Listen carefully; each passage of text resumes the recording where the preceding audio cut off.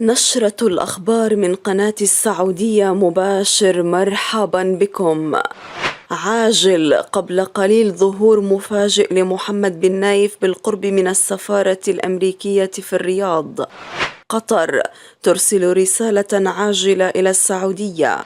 الملك سلمان يهاجم إيران ويتهرب من التصريح بخصوص التطبيع. إيران تطلب تحقيقا خطيرا بخصوص امتلاك السعودية للنووي.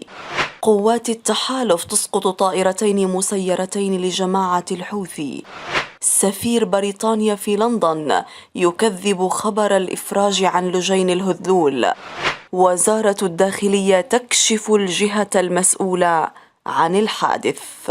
ذكرت مصادر صحفية أمريكية نقلا عن شهود عيان من العاصمة السعودية الرياض أن ولي العهد السعودي السابق محمد بن نايف ظهر في العاصمة السعودية الرياض بموكب رسمي وبحماية من القوات الخاصة الأمريكية المكلفة بحماية السفارة الأمريكية في الرياض.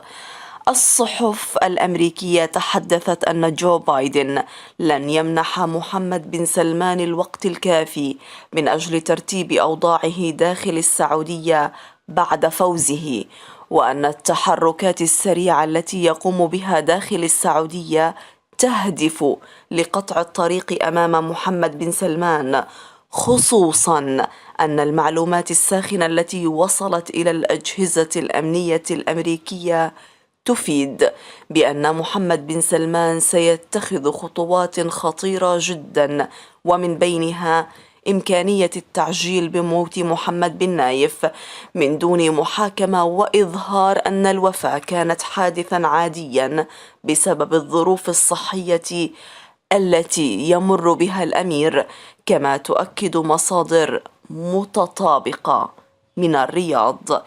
وفي هذا الصدد ذكرت المصادر أن الرئيس الأمريكي جو بايدن أمر جهاز الاستخبارات المركزية CIA التعجيل بإنقاذ حياة الأمير محمد بن نايف ونقله بشكل سريع جدا إلى السفارة الأمريكية في العاصمة الرياض، تمهيدا لنقله بطائرة عسكرية أمنية خاصة إلى العاصمة الأمريكية واشنطن. المعلومات تشير أن الأمير محمد بن نايف بات فعليا يمتلك حرية الحركة منذ أكثر من أسبوع، وأن تصرفات الأمير محمد أصبحت اعتيادية، وأنه استطاع فرض الأمر الواقع على محمد بن سلمان الذي أوعز للحراسات المكلفة بحماية مقر الإقامة الجبرية بعدم اعتراض أي تحركات يقوم بها الأمير محمد بن نايف خارج مقر إقامته. أصدرت دولة قطر أمس بيانا بشأن الهجوم المسلح الذي وقع على مقبرة الخواجات غير المسلمين في جدة بالمملكة العربية السعودية. وأعربت قطر عن إدانتها واستنكارها الشديدين لحادثة الاعتداء التي وقعت أثناء حضور القنصل الفرنسي في السعودية لمناسبة في مدينة جدة، وأدت إلى سقوط جريحين. وجددت وزارة الخارجية القطرية موقف دولة قطر الثابت من رفض العنف والإرهاب والأعمال الإجرامية مهما كانت الدوافع والأسباب. وعبر البيان عن تمنيات دولة قطر للجرحى بالشفاء. وجه العاهل السعودي سلمان بن عبد العزيز انتقادات حادة جدا لإيران، مطالبا المجتمع الدولي باتخاذ موقف حازم ضد ما قال إنه دعمها للإرهاب، مشددا في سياق منفصل على مواصلة دعم القضية الفلسطينية والالتزام بالمبادرة العربية للسلام مع الاحتلال.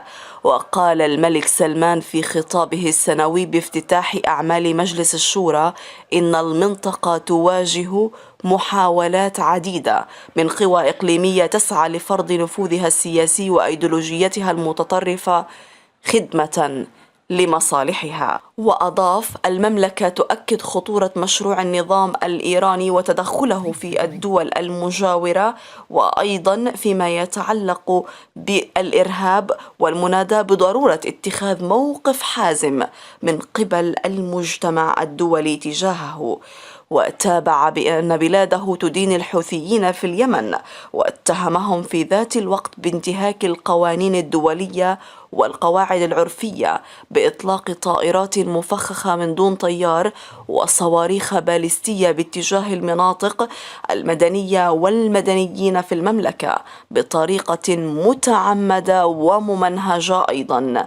وتجاهل سلمان ملف التطبيع مع إسرائيل، وقال إن المملكة تؤكد استمرار وقوفها إلى جانب الشعب الفلسطيني لإقامة دولته المستقلة وعاصمتها القدس الشرقية وفق قرارات الشرعية الدولية ومبادرة السلام العربية، وتساند الجهود الرامية لإحلال السلام في الشرق الأوسط. رفض مندوب إيران الدائم لدى الأمم المتحدة مجيد تختروانجي أي تقييد للأنشطة النووية السلمية، داعيا إلى إضفاء الشفافية على الأنشطة النووية للسعودية وإسرائيل. وقال في اجتماع الجمعية العامة للأمم المتحدة الذي عقد لمناقشة التقرير السنوي للوكالة الدولية للطاقة الذرية إن هذا الموضوع تم التصريح به بصورة كاملة في معاهدة حظر انتشار الأسلحة النووية والنظام التأسيسي للوكالة الذرية، وأن أحد واجبات الوكالة الأساسية هو الارتقاء بالاستخدام السلمي وتقوية التعاون الدولي في هذا المجال بين الدول الأعضاء. وأضاف: إيران وفي ظل جهود واستثمارات وفيرة في هذا المجال حققت إنجازات مهمة، وهي تستفيد الآن من الطاقة النووية في مجالات توليد الكهرباء والطب والزراعة والصناعة. وأوضح أن الاتفاق النووي بصفته إنجازا مهما متعدد الأطراف ويحظى بالدعم الدولي الحازم، يتعرض بشدة إلى ضغوط بواسطة إجراءات أمريكا أحادية الجانب. وأكد أن إسرائيل لم تنضم لمعاهدة حظر الانتشار النووي وترفض الخضوع لإجراءات التحقق من أنشطتها النووية. أعلن التحالف العربي بقيادة السعودية أن قواته اعترضت وأسقطت طائرة مسيرة مفخخة أطلقها الحوثيون باتجاه الأراضي السعودية. وأشار المتحدث باسم قوات التحالف العقيد تركي المالكي إلى أن قوات الدفاع الجوي التابعة للتحالف قامت باعتراض وإسقاط طائرة مفخخة أطلقتها جماعة أنصار الله الحوثيين باتجاه الأراضي السعودية. وقال المالكي إن قوات التحالف البحرية رصدت محاولة للميليشيا الحوثية الإرهابية للقيام بعمل عدائي وإرهابي بجنوب البحر الأحمر باستخدام زورقين مفخخين مسيرين عن بعد أطلقتهما الميليشيا الحوثية الإرهابية من محافظة الحديدة. وأضاف أنه تم تدمير الزورقين المفخخين واللذين يمثلان تهديدا للأمن الإقليمي والدولي وطرق الملاحة البحرية والتجارة العالمية. وشدد على أن قيادة القوات المشتركة للتحالف مستمرة بتنفيذ الإجراءات الصارمة والرادعة ضد هذه الميليشيا. نفت سفارة السعودية في لندن ما تم تداوله عن حديث السفير خالد بن بندر آل سعود حول العفو عن الناشطات المعتقلات قبل استضافة المملكة قمة مجموعة العشرين هذا الشهر. ونقلت BBC عن السفارة نفيها أن يكون السفير قد تحدث عن نقاش يدور في المملكة عن احتمال العفو قبل قمة العشرين عن نساء معتقلات.